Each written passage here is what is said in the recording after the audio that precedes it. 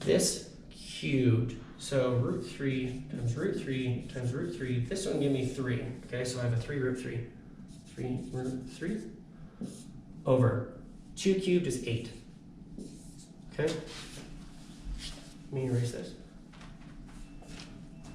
So what is this? Equals. My negatives cancel, so I'm in positive. 64 divided by 8 is 8. And I leave my denominator alone. Correct? Yes. So 8 and then root 3.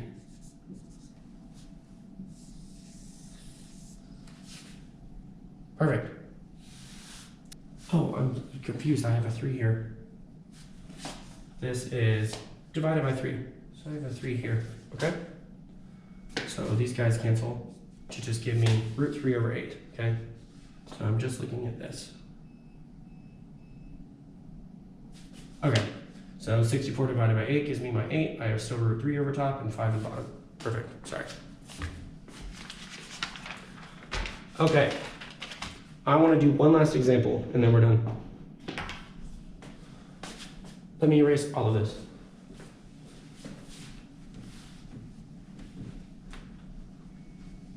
And this last one's a good one, so don't turn off the video yet.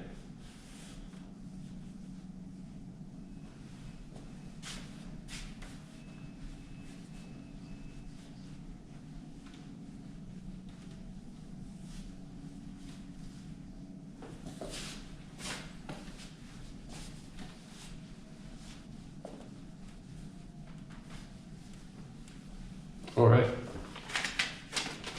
Final example. I want to just straight up convert. Okay, we're not going to solve it. Convert the integral from 0 to 3.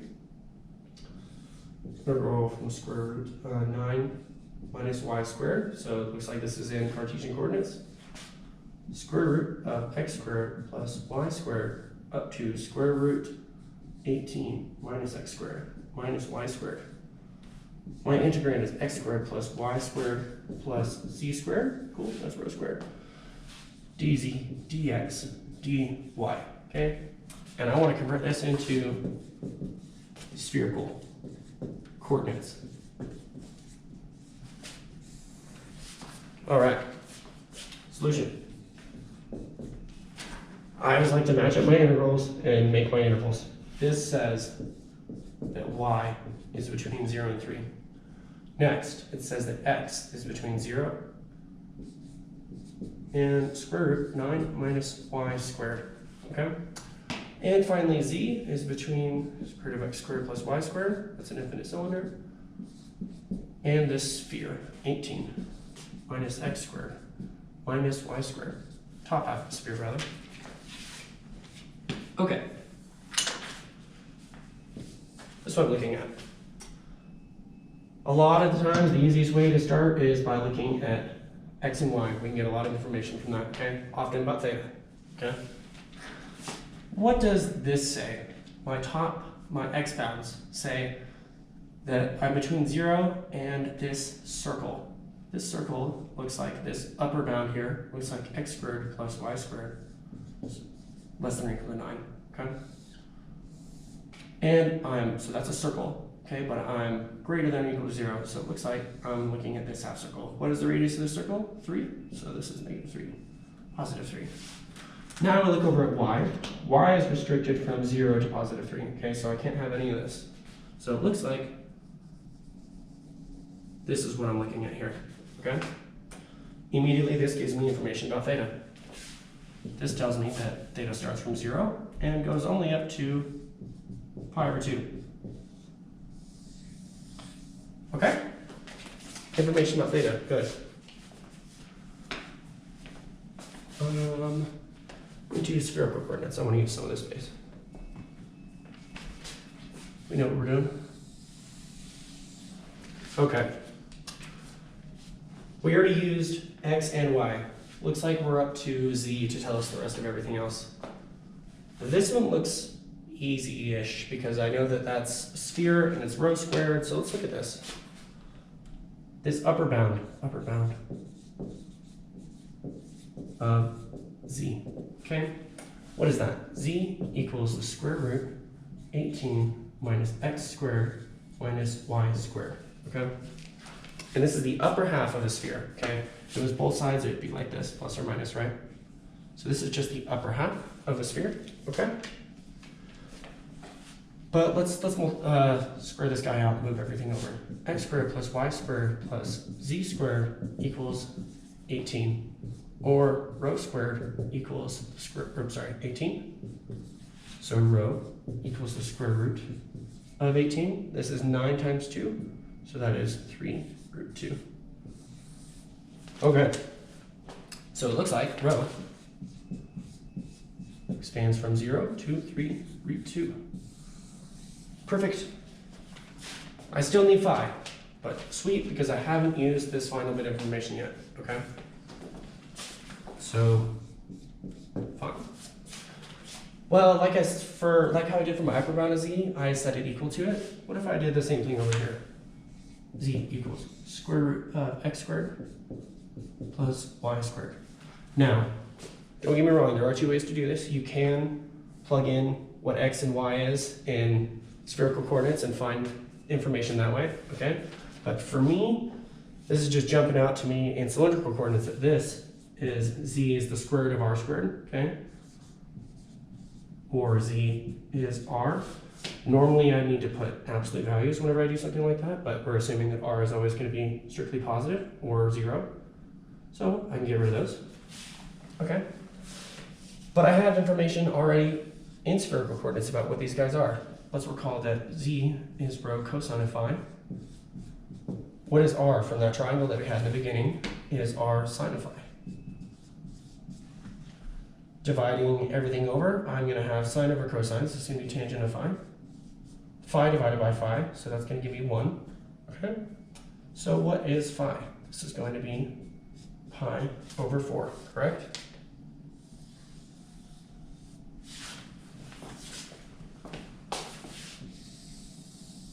We just have positive 1, okay, so we're in the first quadrant or the fourth quadrant, but remember, phi is restricted from 0 to pi. Okay, so we just have the 1, pi over 4.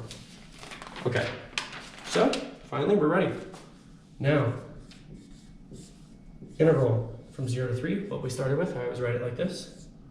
0 square root of 9 minus y squared. Integral from square root of x squared plus y squared. Square root of 18 minus x squared minus y squared. My integrand was x squared plus y squared plus z squared. dz, dx, dy. Okay, now what does this equal? Integral. What does my integrand become? Just rho squared, right? And of course I have that rho squared sine phi. D rho, d theta, d phi is always last. Okay, so matching these guys up, what do I have? Phi's give me, that's what I just found, 0 to pi over 4. I didn't actually write it. 0, 5, pi over 4. This one, so 0 to pi over 4. Next up, theta. Theta was from 0 to pi over 2. Finally, rho. Rho was from 0 to 3 root 2. And all that's left to do here is just simplify this. And I don't even need to rewrite everything. Rho squared, sine, so I have rho to the 4th.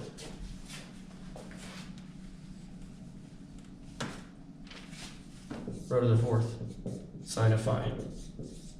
Okay, now look how much easier that is. This integrand is maybe not so much simpler than this whenever we're taking integral with respect to z, but look at the bounds. I have z and I have 0 and I have a fixed 3 root 2. To my taste, that is so much better than plugging in these square roots. Okay? And then furthermore, once again, I have 0 to pi over 2 instead of 0 to square root of 9 minus y squared. The only thing that's not necessarily simpler is the last one, 0 to 3, 0 to pi over 4. Okay? But we can already see immediately that doing this makes our lives a whole lot easier whenever we switch over to spherical coordinates, okay? Rather than leaving them in Cartesian coordinates, I would much rather do with this integral than that integral, okay? So that's all that I have for you guys. If you guys need any more questions, leave a comment down below, okay? I can answer those. send me an email, okay? A lot of you guys have been asking me questions, and I appreciate it. Keep it up, all right? Here for you guys.